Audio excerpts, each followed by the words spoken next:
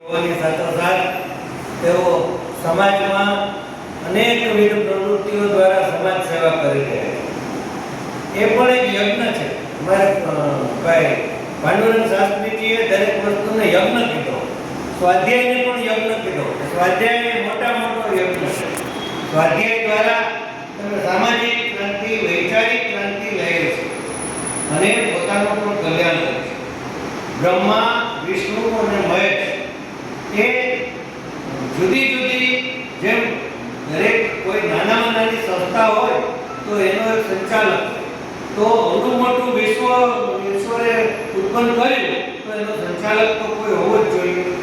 તો એના માટે એ જુદી જુદી કે ભાઈ આને ઉત્પન્ન કરવાની છે તો બ્રહ્માજીનું રૂપ લીધું, પછી એનું પાલન પોષણ કરવાનું છે તો વિષ્ણુનું રૂપ લીધું, અને પછી ક્યારેક એનો સંહાર પણ કરવો પડે જ્યારે બાપાજા વધી જાય ત્યારે।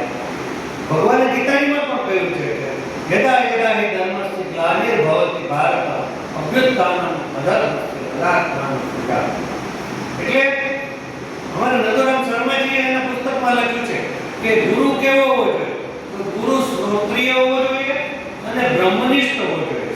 તમે તમારી બુદ્ધિથી ગમે તમારી પ્રોસેસ ગમે ઊભી કરીને કહી દો કે તમે તમારે આમ કરો, બહુ સારું કહેવાય। ભલે કોઈ પણ જાતની સેવા સારી છે અને સેવાનું ફળ કેવું મળે? આપણે એક દાખલો જોવા જેવો છે કે તમે ખૂબ પુણ્ય કર્યા હોય, કહ્યું છે સુચિનામ શ્રીમતામ કે યોગ ભ્રષ્ટો વિજય, એટલે જે યોગને મુક્તિથી થોડાક જ દૂર છે એવા ઉચ્ચ આત્માઓ, પવિત્ર અને પુણ્યશાળી માણસોને ત્યાં જન્મ લે છે। એટલે આપણને આવું વાતાવરણ ક્યારે મળે? આપણી ઈચ્છા ક્યારે થાય અહીંયા આવવાની?